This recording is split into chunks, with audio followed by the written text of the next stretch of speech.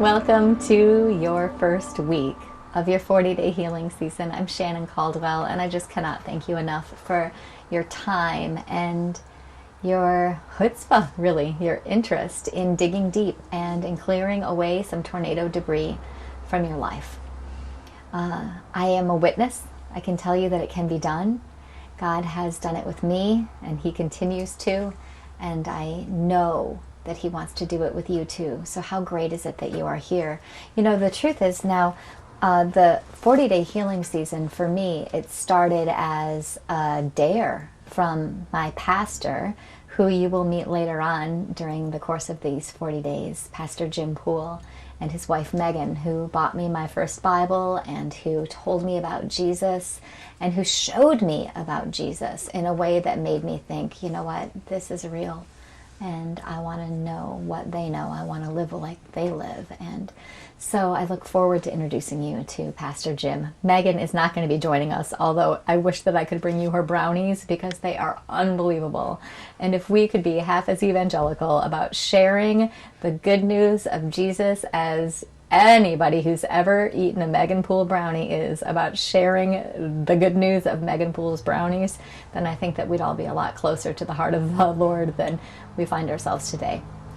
So let's talk about what this challenge was. The 40-day healing season started as a challenge from Pastor Jim to me to really shake the gates hard to find restoration from the loss of my mom and dad. My mom and dad, Lee and Jackie Cook, were killed in a tornado in 1999. It was April 9th of 1999. And I was devastated by it. I mean, they were killed by it. I had wished that I had been killed by it. Because wanting to live like that broken, it was like serving out a life sentence rather than having my life be a blessing. And even after I got saved and accepted Jesus, I still had this empty, broken spot inside of me, and I could feel it. I had a real sense of its physical presence in my body. I had an empty, broken spot, and it was in my tummy, my solar plexus, sometimes even larger. There were days in my life that I felt like I was just a head and feet and hands just wandering around the planet. I was a tornado, and I was not capable of living a whole life, and I had surrendered to that. I had asked God a million times to take the pain away. He had not. And so I just thought, well, God, you know, if you can use me better broken, then your will be done, not mine. I know what happens when I live my life out of my will.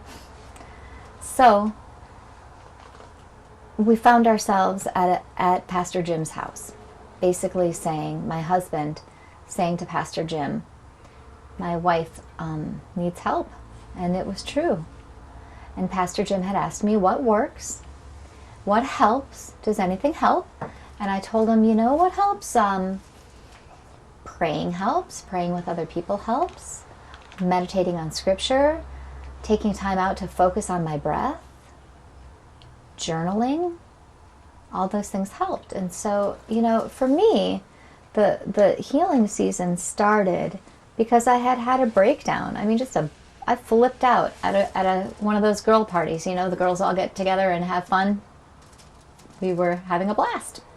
And then the night ended by the hostess giving me a hug and thanking me for coming over. And then her mom, who lived with her, whispered into my ear. She said, I just wish my mom didn't live with us. I just want some private time with my husband. And, you know, for anybody who's lost your mom, you know how that can sting. But my response wasn't equal to a sting. I said to her, at least you have your mom. I don't have anybody. And then I just started to cry and cry and cry. It was really ridiculous. And so it was the next day that we went to Pastor Jim's house to talk about this. And it came out that I was really triggered. I was triggered because at that particular time, The snow was starting to melt and spring was starting to come. What was happening was that it was becoming tornado season. And so I couldn't function in a normal way because I was triggered. But see, the thing of it is that Jim Poole, he said to me, Shannon, you know what? God wants to redeem that. I know that you've asked him to take it away, and I know that he hasn't. He says, okay, so you start triggered at tornado season. When does it get better? And I said, it gets better at Mother's Day. And he looked at his phone and he said, you know that it's exactly 40 days between tomorrow and Mother's Day? What a biblical number 40 is? What if you were to, for the next 40 days, come at this thing in every direction, you know? Write, breathe, pray, meditate on scripture, do it all every day for 40 days, and let's just see what God will do. And so I took him up on the challenge that you are taking him up on today to start your 40-day healing season. It's based on the truth that your story matters. That's my story. But your story matters too, because you have a tornado too. And I don't know what your tornado is, but I bet you know what your tornado is, or you wouldn't be here wanting healing from it. And so, you know what? Revelation 12 verse 1 is the first scripture for the focus of this week that says that we overcome by the blood of the Lamb and the word of our testimony, okay? So Jesus takes care of the blood of the Lamb, but we take care of the word of our testimony. My testimony is that God healed and filled my empty broken spot, and he did it using the method of this 40-day healing season. And he can do the same for you because God does not change. And so today we're going to begin asking and seeking and knocking and overcoming by his blood and our testimonies. And you know what they say, you've seen it I'm sure a million times, there is no testimony without a test. And so you've had a test, and you're going to be brave to go back to your sacred ground zero and start to clear away some debris. And I want to let you know, just in advance, that it is not easy. This isn't a sweet little Devo that you're going to be doing, although it will be sweet and it will be devotional. It's hard, but you're not alone. You're going to be getting with your prayer partner twice a week, and I want you to take that seriously. Don't say Jesus is my prayer partner. You and your prayer partner are going to go to Jesus together. We're going to talk coming up soon with Tom and Mary Quinlan, who were the ones who were praying with me when the Lord healed me. And they're going to share about intercessory prayer so that you feel like you're a little bit more equipped to do that.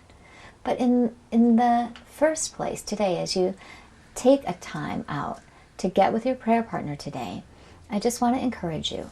You're going to do this. You're going to say, here's my tornado. You're going to tell them what it is. So your prayer partner has to be trustworthy. And prayer partner, you're going to be a prayer partner for someone else too. And that means that you have to be absolutely trustworthy. Like what happens in prayer stays in prayer. You have to commit that because we can't be honest with each other if we can't trust each other. And it's a risk to trust somebody. So thank you for being trustworthy, and thank you for taking the risk of trusting. First thing you're going to do before you break off to get with your prayer partners, which you're going to do in a sec, is you're going to sit every day. I got a prayer for you at the beginning of the day. And then you're going to sit with your empty broken spot. I used to think I was the only one who had it. But after doing a series of healing season workshops with people, what I found out is that most people have it. Have an empty broken spot, a spot that hurts. And for me, my first empty broken spot was right here in my tummy, but I went back and did another 40-day healing season to deal with a different tornado in my life. I never sat around and said, where does it hurt? But I ended up finding out that it hurt in my heart. All right, so you're going to take time out to be still, which is something that we don't often do in our daily lives, right? So what a luxury. Be still. Get yourself nice and comfortable. Make sure that you have a moment to yourself where your kids are not going to come and ask you to do anything. This is your little moment to be still and get with God. So start just by relaxing your body. Closing your eyes is often helpful. Taking a nice deep breath is often helpful. And just sort of scan your body. Scan your body from the top of your head, down your shoulders, through your throat, your chest, your belly, all the way to the soles of your feet. and see if there's a spot that's crying out. I'm hurting, I'm empty, I'm broken. And write that down. Where does it hurt? Now you're going to go and gauge how big and how intense it is. So, maybe you write down, it hurts in my heart, hurts in my tummy, hurts in my throat, wherever it is that it hurts, just make a note of that. Now, the next thing that you're going to do is write down how intense it is. On a scale of 1 to 10, how intense is it? If it's a 1, it's like this thing happened, it bums me out. It's like having a tiny little pebble in my shoe.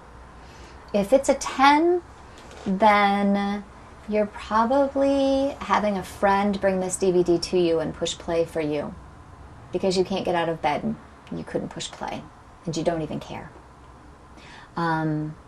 If it's a 7, it's like, ouch, I can barely function. I can't do my job real well. A 5 is, I'm getting by, but I'm faking it. Okay? So just write down how intense it is. Go ahead. Just take a moment, scan, get with that empty broken spot. How intense is it? And just circle it from 1 to 10. Now, you're going to take 3 deep breaths. And you're going to invite the Lord's healing and warmth and love into that empty broken spot with your breath. So go ahead, take full deep breaths, a nice big inhale, biggest breath you've taken today, right into the spot that hurts, and invite God's love. And then exhale, and then take another nice deep inhale, and nice deep exhale, empty out all of that stress. And then take one more nice deep inhale right into the spot that hurts. Invite the Lord's presence into that place. And exhale again. And then just gauge it again. How big is it now? How intense is it now? And when you're done with that, take time out to get with your prayer partner. And I'll see you next week.